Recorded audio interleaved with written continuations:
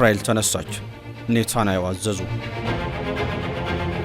ኢራን በዘመኗ አይታ በማታውቀው ሁኔታ ትመታለች፣ ላታንሰራራም ትደቆሳለች። ይህ የእስራኤሉ ጠቅላይ ሚኒስትር ቤንያሚን ኔታንያሁ ንግግር ነው። ለሳምንታት የጦር ጎራዴዋን ወደ ሰገባዋ አስገብታ የነበረችው ሀገረ እስራኤል አሁን መምዘዝ ጀምራለች። እንደ ሌሊት ወፎች በዋሻዎች ውስጥ ተሸሽገው የነበሩት አፈሙጥማጣዎቹ የእስራኤል የጦር ጄቶች ብቅ ብቅ እንዲሉ ከቢቢ ትዕዛዝ ተሰጥቷቸዋል። ይህ ለፋርሶች ብቻ ሳይሆን ለዓለም አስፈሪ መርዶ ነው። ለዶናልድ ትራምፕ ጦር ደግሞ ትልቅ ብስራት ነው። ኢራን እስካሁን ያለችው ነገር የለም። ኔታንያሁ ይህን ንግግር ያሰሙት በሀገሪቱ የኒኩለር ጣቢያ አካባቢ መሆኑ ደግሞ ሁኔታውን አሳሳቢ አድርጎታል። የእስራኤሉ ጠቅላይ ሚኒስትር ቤንያሚን ኔታንያሁ ለጦራቸው ትዕዛዝ መስጠት ጀምሯል። ተስማምተውና ተመካክረው ኢራን ላይ ጦርነት የከፈቱት የነጩ ቤተ መንግስት የቤተ አጊዮን አለቆች የፋርሶቹን አለቆች ገድለው መጨረሻ ላይ ግን ሆድና ጀርባ ሆነው ሰንብቷል። በተለይም በፓኪስታን አደራዳሪነት ተደረሰ የተባለው የሰላም ስምምነት እስራኤልን ባለማካተቱ ስምምነቱ እንደ ፕሪቶሪያው ስምምነት እስራኤልም እንደ ኤርትራ ሆናለች ይላሉ ተንታኞች። ብዙዎች የፕሬዝዳንት ዶናልድ ትራምፕ ያልተጠና አካሄድና በደመ ነፍስ የሚወስኑት ውሳኔ ከወዳጃቸው ቤንያሚን ኔታንያሁ ጭምር እንዳጋጫቸው ያስረዳሉ። በዚህ ምክንያት በየድርድሩ መሃል አሜሪካና እስራኤል ሲጠዛጠዙ፣ ጠቅላይ ሚኒስትር ቤንያሚን ኔታንያሁ ግን ጦራቸው ኢራንን እንዲያጠቃ ትዕዛዝ ሳይሰጡ ቆይቷል። አሁን ግን ያ ትዕግስትና መጠባበቅ የተቋጨ ይመስላል። ምክንያቱም አድማሱን እያሰፋ የመጣውና እንደ አዲስ የተቀጣጠለው የአሜሪካ ኢራን ጦርነት የባህረ ሰላጤውን ሀገራት እየለበለበ በመሆኑም የቴል አቪቭ አለቆችን እንቅልፍ ነስቷል። እናም ጠቅላይ ሚኒስትር ቤንያሚን ኔታንያሁ ኢራን መተኮሷ ስለማይቀር በሚል ለጦራቸው ጠንካራ ትዕዛዝ መስጠታቸው መካከለኛው ምስራቅን ብቻም ሳይሆን ዓለምን ለከፍተኛ ስጋት ዳርጓታል። ሰላም ጤና ይስጥልኝ የተከበራችሁ ውድ ቤተሰቦቻችን፣ የኢራንና አሜሪካ ጦርነት መቀጠልና የእስራኤል ጦር ወደ ጦርነቱ ዳግም እንደሚገባ መነገሩን በጥልቅ እንዳስሳለን። ላፍታ አብራችሁን እንድትቆዩ በአክብሮት እንጋብዛለን።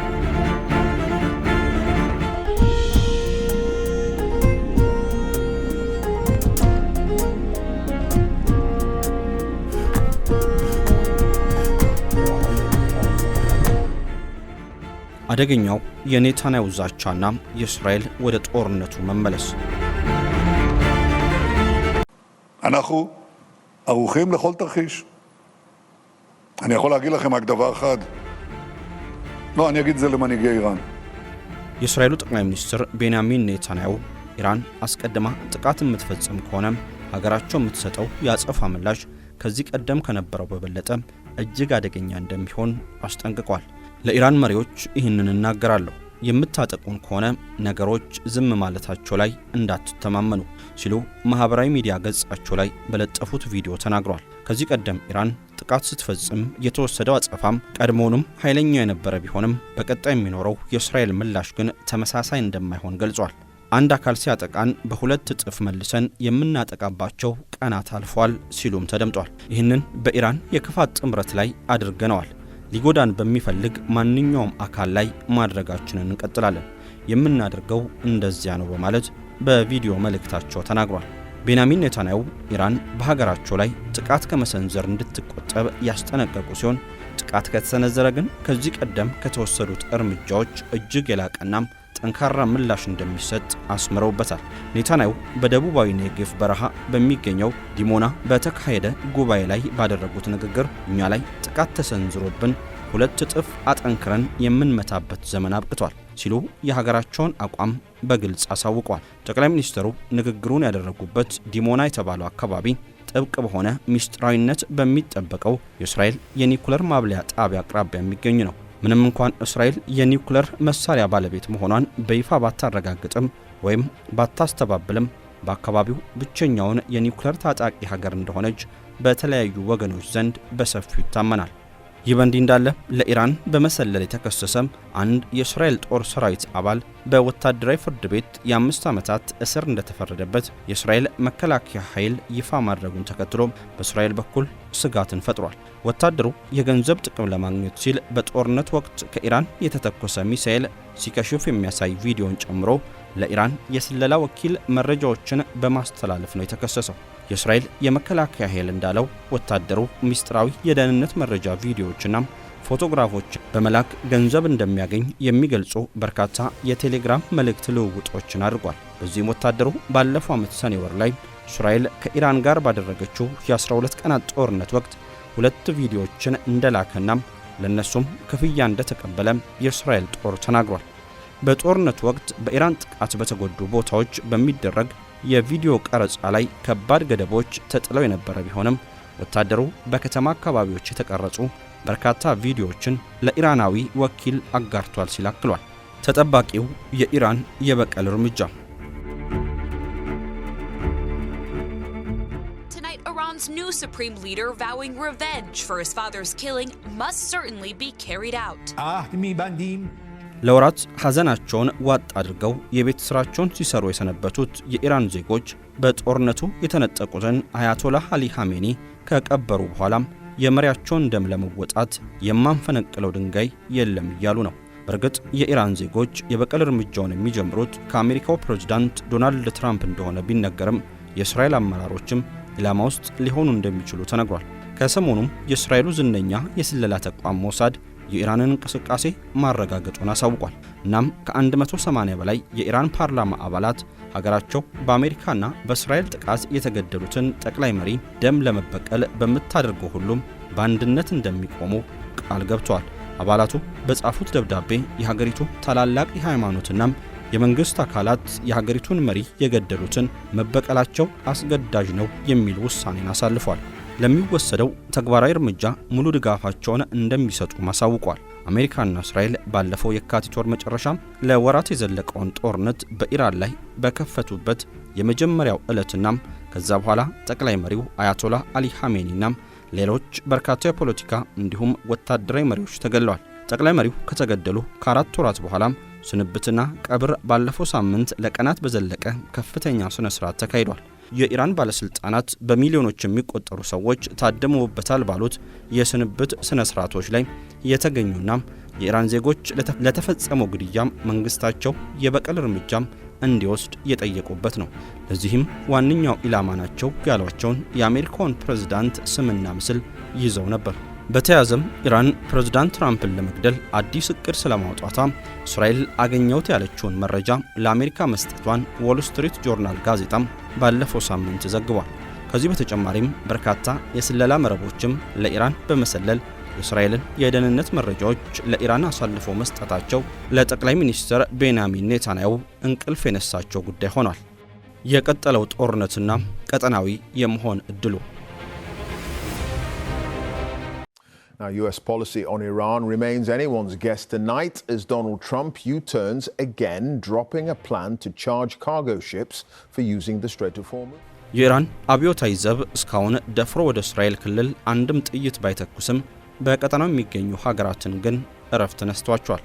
በዚህም በርካታ ሀገራት ክፉኛ እየተመቱ ይገኛሉ። ጦርነቱን በመፍራትም የተባበሩት አረብ ኤሚሬትስ፣ ግብጽ፣ ሳውዲ አረቢያም ኳታርና ሌሎች ሀገሮች የሀገር ውስጥና ዓለም አቀፍ በረራዎችን በጊዜያዊነት አቋርጧል። ኢራን በገልፍ ሀገራት ላይ መፈጸም የጀመረችው ጥቃት በረራዎቹ እንዲቆሙ ምክንያት መሆኑ ተገልጿል። በተጨማሪም ሳውዲ ከየመኑ ሁቲ ጋር ያደረገችው የተኩስ ልውውጥ ሌላኛው ምክንያት ነው። የኢራን ጥቃትን በመስጋት 1081 በረራዎች ተራዝመዋል ነው የተባለው። በዱባይ፣ ዶሃም፣ ሪያድ፣ ጅዳም ሻርጃና ካይሮ ብቻም ከ1200 በላይ ደግሞ መሰረዛቸው ተመላክቷል። ይህ በእንዲህ እንዳለ የአውሮፓ ህብረት የአየር ትራንስፖርት ደህንነት ተቋም አየር መንገዶች ጦርነት ባገረሸበት የፋርስ ባህረ ሰላጤ አካባቢ ባሉ ሀገራትና የባህር ክልሎች ላይ እንዳይበሩ አስጠንቅቋል።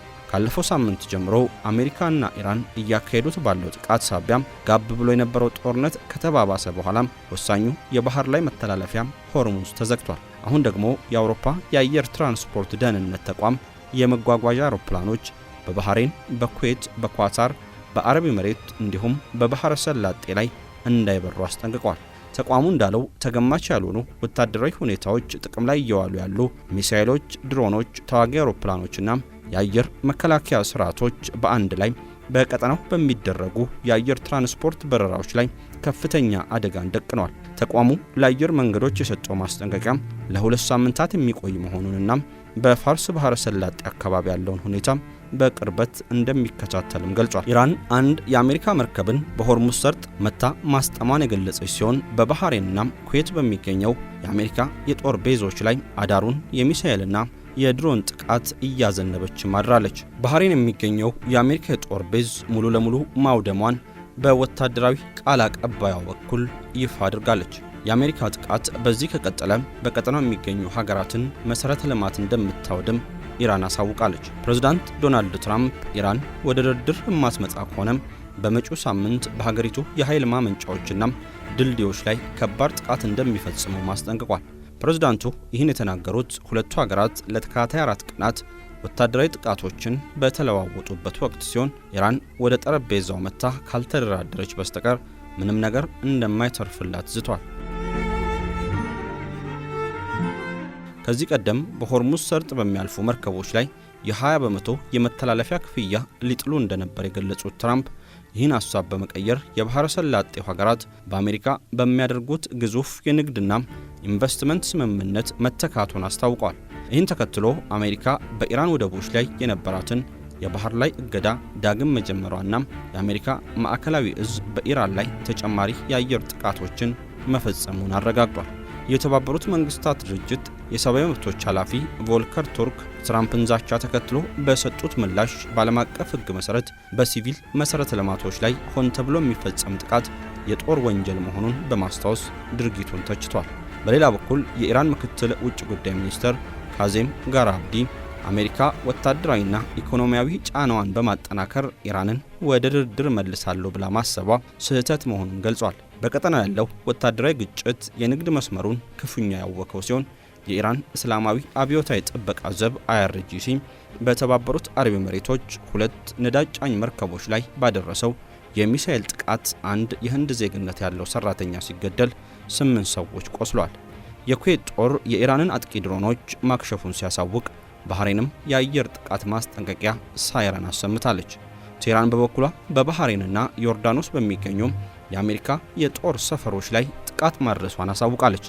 ይህ ተከታታይ ግጭት በዓለም አቀፍ የንግድ መስመር የሆርሙዝ ሰርጥ የመርከቦች እንቅስቃሴን ወደ 2 ወር ዝቅተኛ ደረጃ ያወረደው ሲሆን የነዳጅ ዋጋም በከፍተኛ ሁኔታ እንዲያሻቅብ አድርጎታል። በሌላ በኩል ከ130 ሚሊዮን ዶላር በላይ የሚያወጣም የኢራን ዲጂታል ሀብት ላይ ማዕቀብ መጣሉን የአሜሪካ ግምጃ ቤት ኃላፊ ስኮት ቤሳንት ይፋ አድርጓል።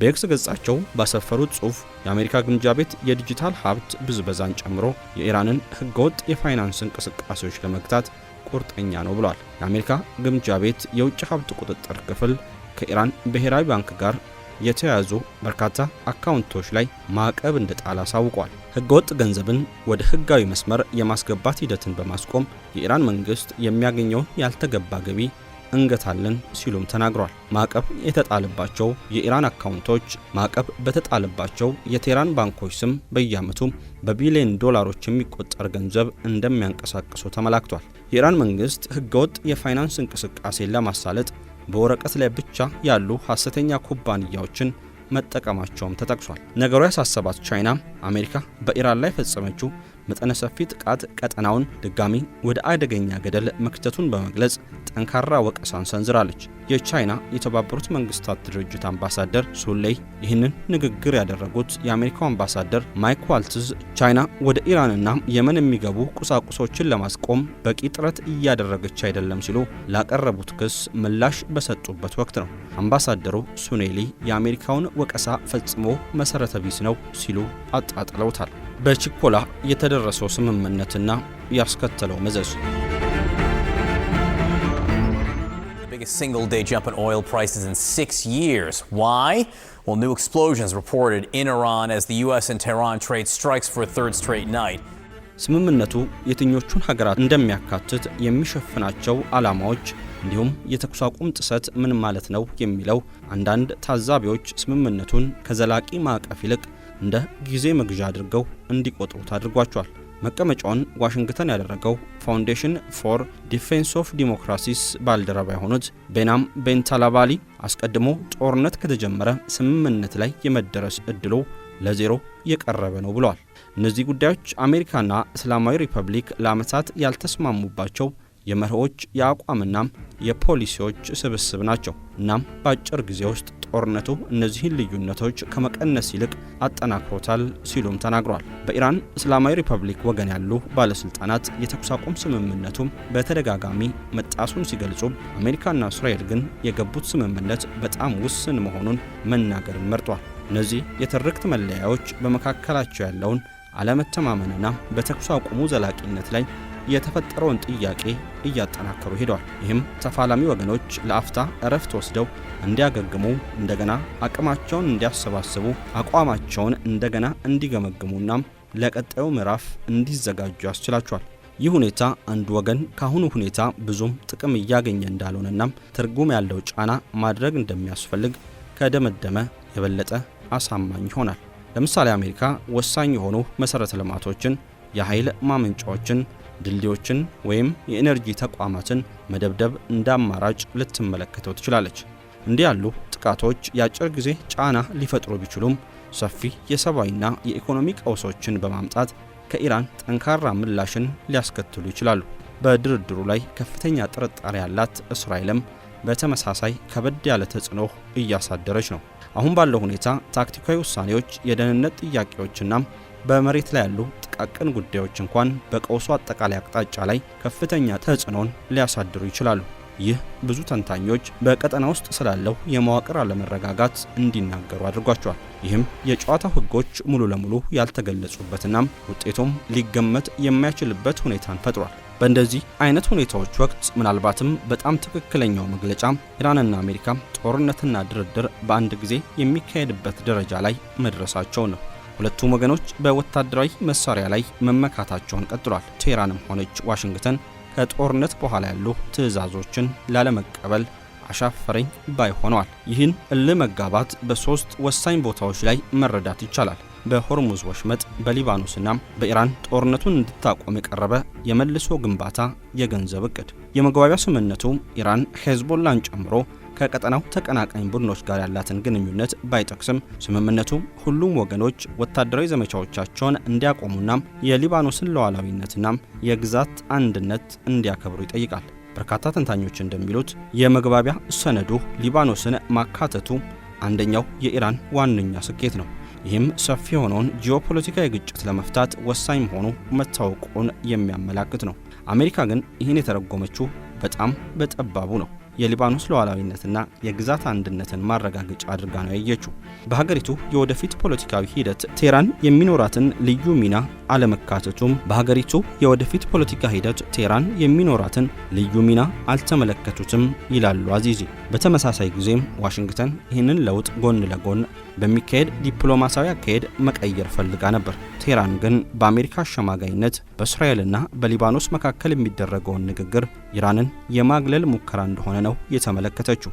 ይህ በእንዲህ እንዳለም ኢራን በቀጠናው የአጋሮችና የተጠማጆች መረብን ዘርግታለች። ይህ ደግሞ ለእስራኤል አደጋ ነው። ሊባኖስ ውስጥ ሄዝቦላ፣ የመን ውስጥ ሁቲ፣ ጋዛ ውስጥ ሐማስ እንዲሁም ኢራቅ ውስጥ የሚገኙ የተለያዩ ታጣቂ ቡድኖች አጋሮቿ ናቸው። እነዚህ ኃይሎች ኢራን ለረጅም ጊዜ በዘለቀው ከእስራኤልና ከአሜሪካ ጋር ባላት ቁርሾ የተነሳ የምትከተለውን ቅድመ መከላከል እንድትተገብርና በቀጠናው የጎላ ድምፅ እንዲኖራት አስችሏል። እስራኤል በበኩሏ አክሲስ ኦፍ ኢቭል ብላ የምትጠራውን ይህንን ጥምረት የምትመለከተው ሙሉ ለሙሉ መወገድ እንዳለበት የህልውና ስጋት ነው። የተከበራችሁ ውድ ቤተሰቦቻችን ስለተከታተላችሁን ከልብ እናመሰግናለን። ጤና ይስጥልን።